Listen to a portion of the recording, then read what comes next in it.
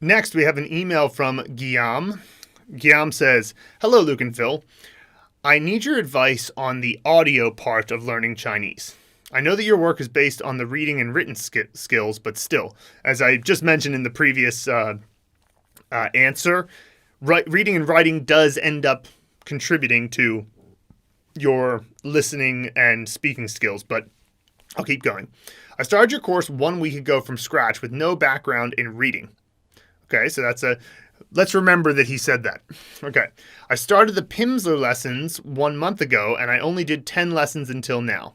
I've only done 2 pronunciation mastery units, but I already know that my weakness will be the listening comprehension and oral expression.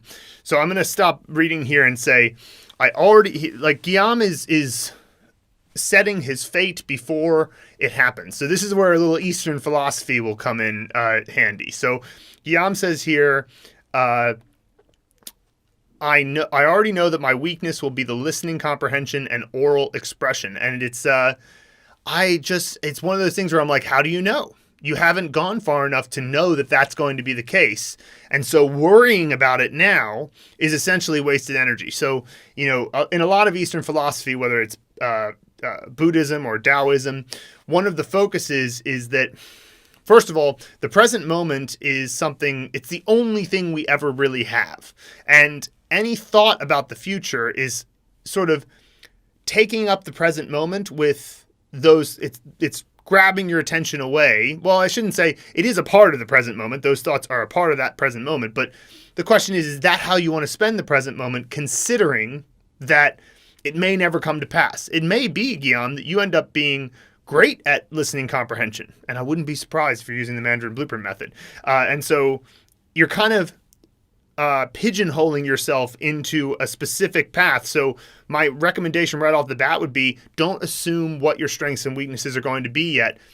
I thought I was terrible at acquiring language before I learned Chinese, and here I am, having succeeded in learning, quote unquote, the hardest language in the world. So I would recommend not pigeonholing yourself by saying, this is going to be my weakness. Well, you don't know what your weakness is going to be yet. And maybe you're not going to have that many weaknesses. So let's just keep that in mind. All right.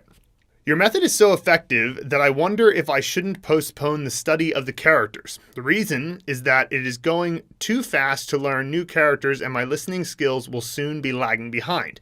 I wouldn't want that my brain rely only on the sight and not the sound anymore. Because in that case, what would happen when I will hear an unknown sound?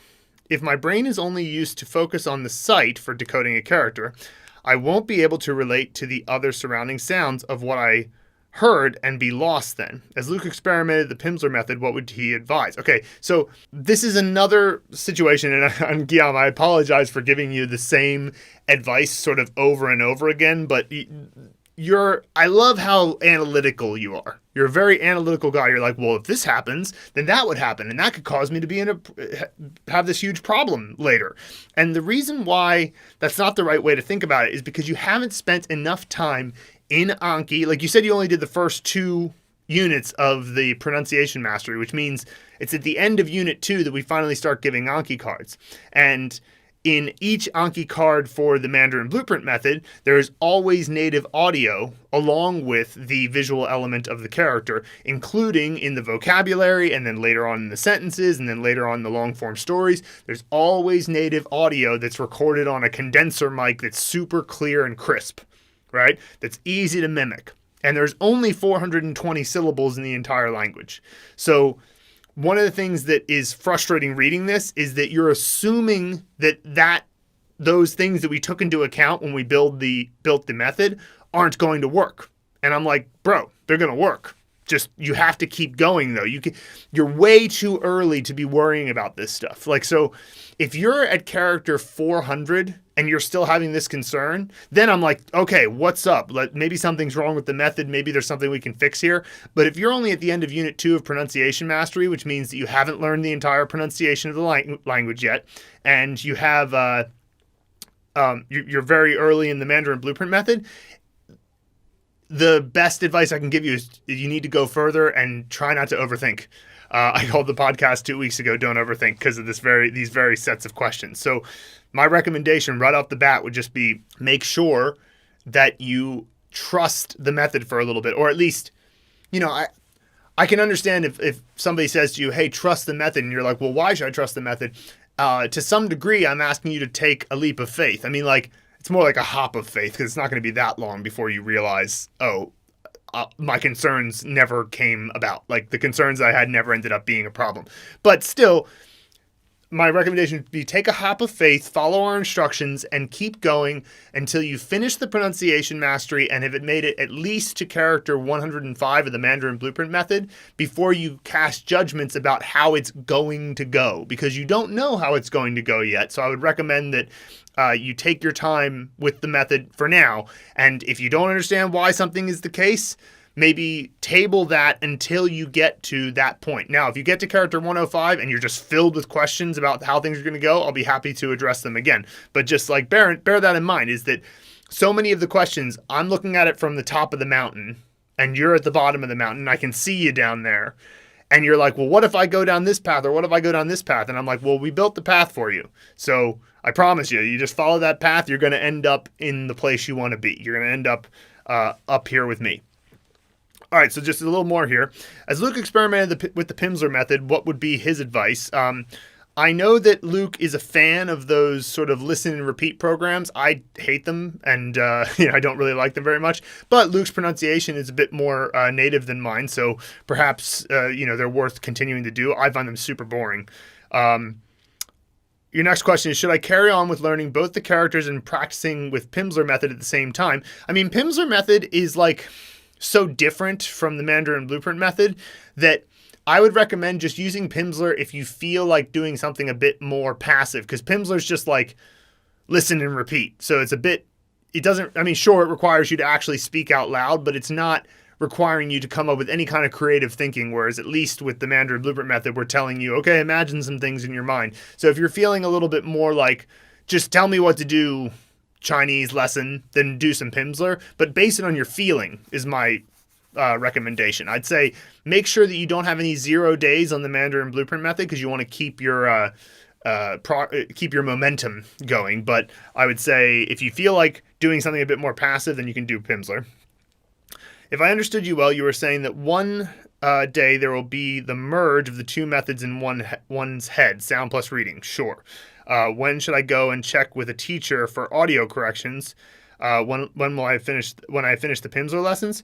I listened to Phil telling that one could be stuck if the focus is only on the audio part. Can you tell me more about it? So the point I'm making there is that because there's only 420 syllables in the language, if you don't do any characters, you're diminishing your brain's ability to recognize patterns. So your brain has a natural language pattern recognition module within it that has evolved over at least 200,000 years, if not longer, if you consider body language.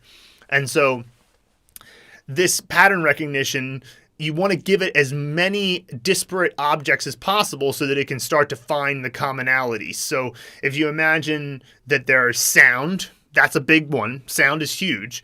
But then there's also context of grammar. And then there's also a visual element, like these characters look nothing like each other. You're giving your brain more opportunities to make connections. And because Chinese only has 420 syllables compared to 16,000 in English, so you get an idea of how much different it is. By only focusing on pronunciation and not doing any characters, you're handicapping yourself massively for your brain's natural pattern recognition module. And so if you start with just pronunciation, there's nothing wrong with starting that way, but you want to get as quickly into learning characters as possible, because that's giving your brain an advantage. It's helping your brain come up with more possible connections to the characters. And remember, because you're using a full mnemonic scene that incorporates the pronunciation of the character into the mnemonic, that's another layer of connection. So one of the things you're saying is, should I maybe not start with characters? No, start with characters. Start with characters. Start with characters. I'm only getting that across, as the Chinese would say, 我还是那句话. I'll say again that sentence, is that the characters are such a huge leg up towards giving your brain the ability to recognize patterns and then come up with its rules. So this process is largely unconscious. You read a lot, you listen a lot, your brain figures it out. And it's an unconscious process, so you just have to feed yourself the right comprehensible input. And it's harder to get comprehensible input without learning the characters. It's really, really tough. And, I was just having a conversation with my friend, and she's been trying to learn Chinese, and she's funny because she's like, I don't want to do Mandarin Blueprint because, you're my friend and I don't want to bother you about it. And I don't want to, sort of mix friendship and professionalism. I'm like, okay, fine. But she's struggling. She's struggling to get past that just audio phase because she's like, I'm just going to do pinyin and audio first. And she's multilingual. And she's like, I learned French, I learned Italian. She's a Spanish native speaker. She learned English. And she's like, but I can't seem to get Chinese. And I'm like, well, I know why. It's because you're not doing enough of the characters. You're not doing any of the characters. So it's a handicap. Still a couple of questions here from Guillaume at the end of this email.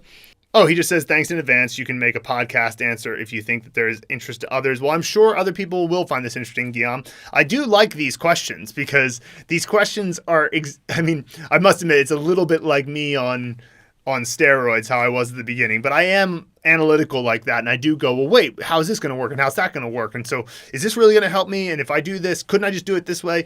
And it's completely reasonable to think about that. And, if it's of any interest to you, I might share a little bit of my bona fides about this. I, did 3,000 characters with the mnemonic method like this. I got a degree in Chinese from Sichuan University. I passed the HSK6 after only 2 years of study. And then we built this entire curriculum based on a lot of the comprehensible input theories, the input hypothesis by Stephen Krashen, and of course, building our own mnemonic system that is actually patent pending.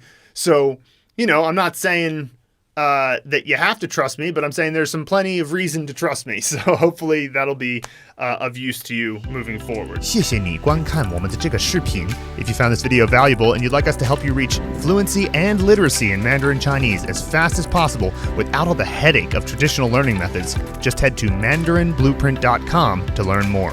Also, don't forget to hit the subscribe button and the bell below to be notified every time we release a new video. And of course, 保重.